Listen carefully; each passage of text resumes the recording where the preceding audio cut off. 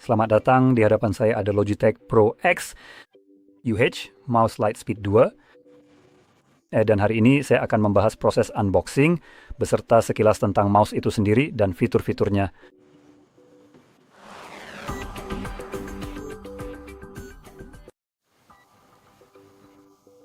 Oke, jadi mari kita langsung mulai saja. Kami memang punya tutup botol tarik dan saya menghargai itu. Nah, itu dia. Ada satu dan itu yang kedua. Nah, sebenarnya cara kerjanya memang agak sedikit aneh. Ya, begitulah. Oke, jadi sekarang ini adalah mouse kita yang baru. Dan di bawahnya ada dongle kita. Nah, ini salah satu hal yang benar-benar saya suka ketika produsen menambahkan ke mouse mereka yang akan saya bahas lebih lanjut sebentar lagi. Hal lain di sini adalah kabel, sayangnya bukan yang dikepang, tapi ini adalah kabel standar Type-C ke Type-A. Ini sebenarnya penting, karena percaya atau tidaknya tidak semua produsen yang membuat mouse, misalnya, atau keyboard, akan memberikan kabel USB-C standar. Mereka memang wajib memberikan kabel Type-C. Tapi beberapa produsen licik ini akan memberikan kabel dengan bentuk khusus yang bersifat proprietary. Jadi sebagai contoh, mungkin ada beberapa potongan di sini, di samping, dan jelas ada beberapa tonjolan di sini. Jadi Anda bisa menggunakan yang lain kabel tipe C. Karena mengapa Anda harus melakukannya? Apakah kami perlu Anda membeli produk kami yang harganya terlalu mahal? Namun Logitech di sini tidak melakukan kecurangan apapun, jadi patut diapresiasi, setidaknya untuk saat ini. Selain itu, di sini kita mendapatkan sesuatu, jadi kita mendapatkan milik kita. Oh, jadi begitu. Kita punya keping hoki power play di sini, dan yang ini sepertinya hanya pengganti. Itu akan jadi aneh sekali. Bertindak seperti kaki teflon biasa agar lebih mudah meluncur.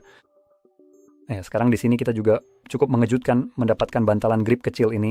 Jadi Anda tahu menempelkannya ke sisi mouse dan pada tombol mouse Anda. Jadi Anda tahu jari Anda pada dasarnya bisa mencengkeramnya sedikit lebih baik. Dan Anda bisa lihat mereka cukup bagus dalam hal ini. Dan itu tadi hanyalah buku panduan instruksi saja. Jadi sekarang mari kita beralih untuk melihat unit mouse itu sendiri. Ayo. Nah, begitulah. Lihat, butuh sedikit lebih banyak usaha dari yang diharapkan. Jadi seperti yang sudah saya sebutkan, ini dia. Ayo, cobalah saja. Nah, begitulah. Lepaskan. Ini dirancang untuk digunakan bersama dengan alas mouse Anda. Jika Anda memiliki alas mouse Logitech yang menyediakan daya, pada dasarnya pengisi daya nirkabel sebagai alas lengkap yang dirancang untuk mouse Anda. Jadi mouse Anda selalu terisi penuh. Anda tidak pernah perlu mencolokkannya. Ini adalah fitur kecil yang keren yang mereka miliki. Tapi kalau Anda tidak punya alat seperti itu, Anda bisa menggantinya dengan yang ini. Dan ini pada dasarnya memberi Anda area meluncur yang lebih luas. Sekarang, mari kita pasang kembali bagian ini ke posisi semula di sini. Nah, kira-kira begitulah. Jadi, selain bentuknya, ukurannya juga cukup standar menurut saya. Dan kita punya seperti, super ringan. Biar saya cek dengan cepat. Ini kotaknya. Apakah tertulis seberapa ringannya? Seharusnya, kalau saya ingat dengan benar, beratnya 60 gram, jadi sebenarnya cukup ringan. Ini bukan mouse paling ringan, tapi untuk ukuran Logitech, ini cukup oke. Mengingat Anda juga mendapatkan konektivitas nirkabel, baterai di dalamnya, dan kemampuan untuk mengisi daya secara nirkabel, jadi menurut saya itu sudah solid untuk fitur sebanyak itu. Sekarang, mari kita bahas fitur-fitur lainnya di sini. Jadi, spesifikasi teknisnya meliputi memori internal, 5 tombol, sensor, dan Hero 2, yang mencapai resolusi hingga 44.000 dpi. Wow, itu berlebihan sekali. Kita memiliki percepatan sebesar 88G. Besar. Jadi jujur saja, menurutku cara terbaik untuk menggambarkannya adalah jika Anda melemparkannya ke dinding, ada kemungkinan besar benda itu tidak akan pecah. Kecepatan maksimum 888 IPS, tanpa kelancaran akselerasi dan penyaringan. Jadi pada dasarnya tidak ada fitur yang membuatnya bertindak berbeda dari input mentah tangan Anda sendiri. Jadi itu cukup bagus. Lanjut. Kita memiliki tingkat respons yang sangat cepat untuk koneksi nirkabel ini. Sebesar 1000 Hz dengan tingkat latensi hanya 1 milidetik saja. Jadi performa itu benar-benar luar biasa. Teknologi Lightspeed ini jelas sekali memberikan hasil yang sangat nyata bagi kita. Tertulis bahwa tingkat respons max light speed bisa mencapai 8000 Hz dengan 0,125 milidetik. Itu bahkan lebih baik.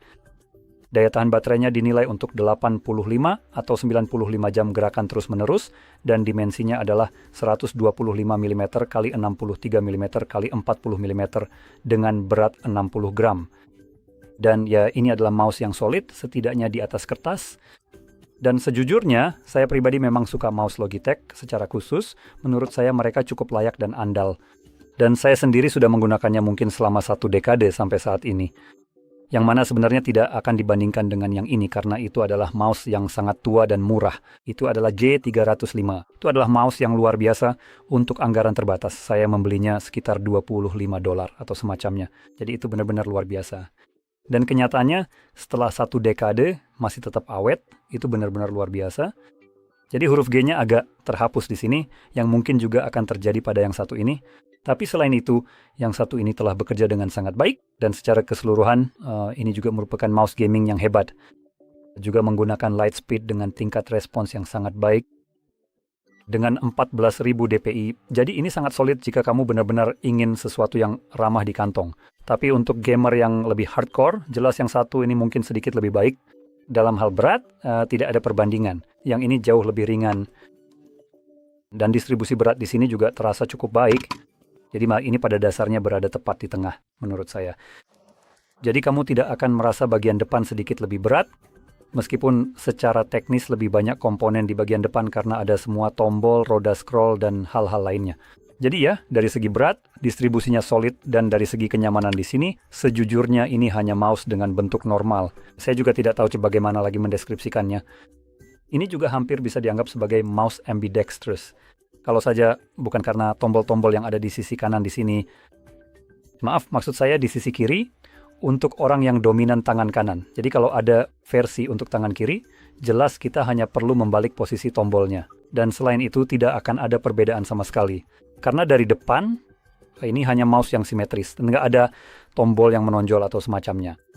Misalnya, ketika Anda membandingkannya dengan sesuatu seperti G502X, Anda bisa melihat yang satu ini jauh lebih tidak simetris. Dalam hal bentuk dan ukuran, terutama ukurannya, menurut saya ini kurang lebih sama. Hanya ada sedikit perbedaan dari segi tampilan, juga jumlah tombol yang dimiliki, selain juga beratnya. Namun tetap saja, mouse ini mungkin lebih cocok untuk game shooter seperti di Twitch dan sejenisnya, akan sangat solid dengan bobot yang nyaris tidak terasa. Dan ya, kira-kira itu saja. Ini adalah mouse yang solid dari Logitech, meskipun sebenarnya tidak menawarkan sesuatu yang benar-benar baru. Jika Anda menginginkan sesuatu yang baru, Logitech akan segera merilis mouse baru. Namun, itu bukan tipe light speed atau, maaf, bukan light speed, tapi juga bukan ultralight, seperti yang ini. Dan mouse itu akan menghadirkan sesuatu yang baru. Dari yang saya lihat, pada dasarnya mouse itu mengambil inspirasi dari lini produk MX.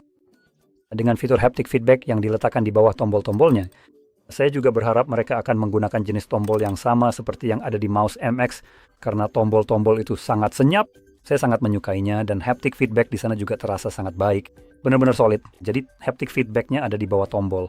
Ini akan sangat keren misalnya untuk game shooter, di mana kamu bisa merasakan umpan balik lebih dari mouse saat menembak, seperti yang biasanya diberikan oleh sebuah controller. Perlu diingat, mouse ini tidak akan dijual dengan harga murah. Kemungkinan besar, mouse ini belum dirilis, tapi saya sarankan untuk cek jika kamu ingin sesuatu yang sedikit lebih unik. Ya, intinya seperti itu. Jadi, kalau kamu merasa ini sangat membantu, jangan lupa untuk like, subscribe, dan terima kasih sudah menonton.